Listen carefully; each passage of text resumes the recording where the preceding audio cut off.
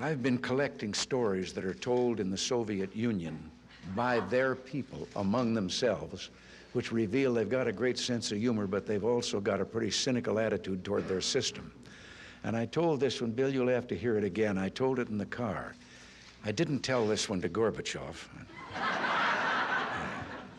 You know, there's a 10-year delay in the Soviet Union of delivery of an automobile.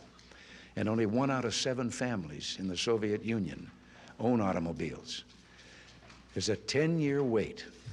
And you go through quite a process when you're ready to buy, and then you put up the money in advance. And this happened to a fella, and this is their story that they tell, this joke. That this man, he laid down his money, and then the fella that was in charge said to him, okay, come back in 10 years and get your car. And he said, morning or afternoon?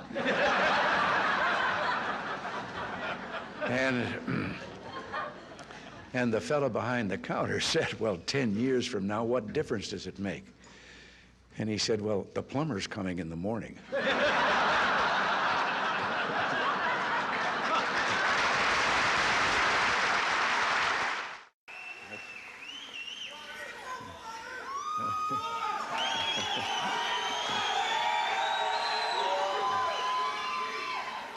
I just want to, oh, I can't resist. I'm supposed to quit right here. But, oh yes.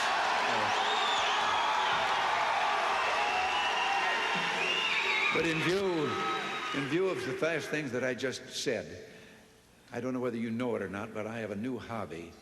I am collecting stories that I can actually prove are told among the Russian people. They make them up themselves, they tell them between themselves, reveals they got a great sense of humor, and they've also got a little cynical attitude about things in their country. And one of these stories, the one I'm going to tell you, I told to General Secretary Gorbachev, and he laughed. The story was an American and a Russian arguing about their two countries, and the American said, look, in my country, I can walk into the Oval Office, I can pound the president's desk and say, Mr. President, I don't like the way you're running our country. And the Russian said, I can do that. The American said, you can? He says, yes. I can go into the Kremlin to the General Secretary's office, pound his desk and say, Mr. General Secretary, I don't like the way President Reagan's running his country. You know, less than 1 family out of 7 in the Soviet Union owns an automobile. Most of the automobiles are driven by the bureaucrats. The government furnishes them and drivers and so forth. So an order went out one day to the police that anyone caught speeding, anyone, no matter who, gets a ticket. Well, Gorbachev came out of his country home, his dacha. He was late getting to the Kremlin. There was his limousine and driver waiting. He told the driver to get in the back seat, he'd drive, and down the road he went.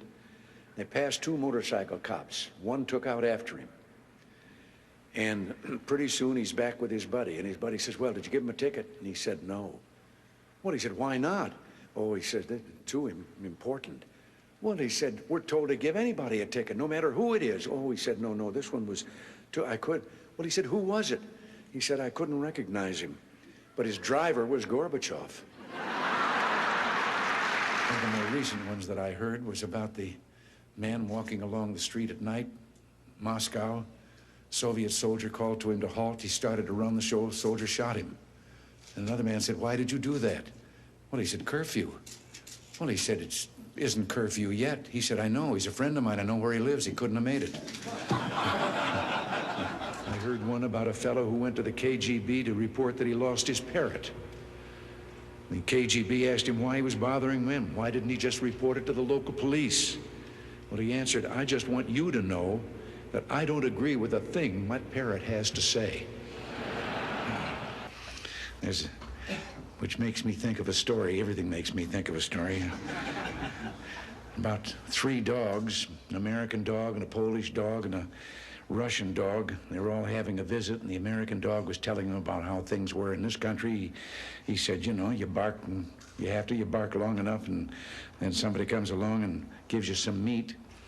And the Polish dog said, what's meat? The Russian dog says, what's bark?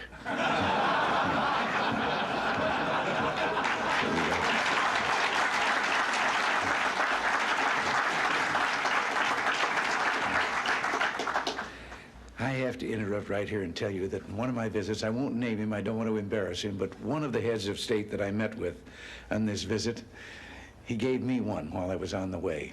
Told me the story about the two fellows in the Soviet Union that were walking down the street, and the one of them says, "Have we really achieved full communism?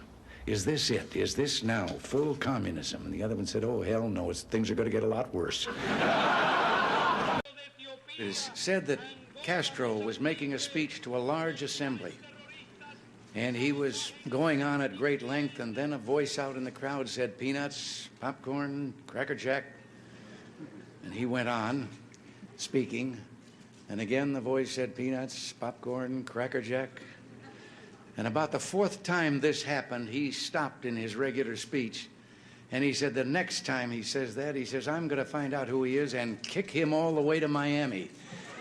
And everybody in the crowd said, "Peanuts, popcorn, Cracker Jack." The commissar in the Soviet Union who went out to one of those state collective farms, grabbed the first worker he came to, said, "How are the crops?" "Oh," he said, "the crops never been better, just wonderful." He said, "How about potatoes?" "Oh," he said, "Comrade Commissar, if we could put the potatoes in one pile, they would reach the foot of God." And the commissar said, "This is the Soviet Union. There is no God." He said, "That's all right. There are no potatoes."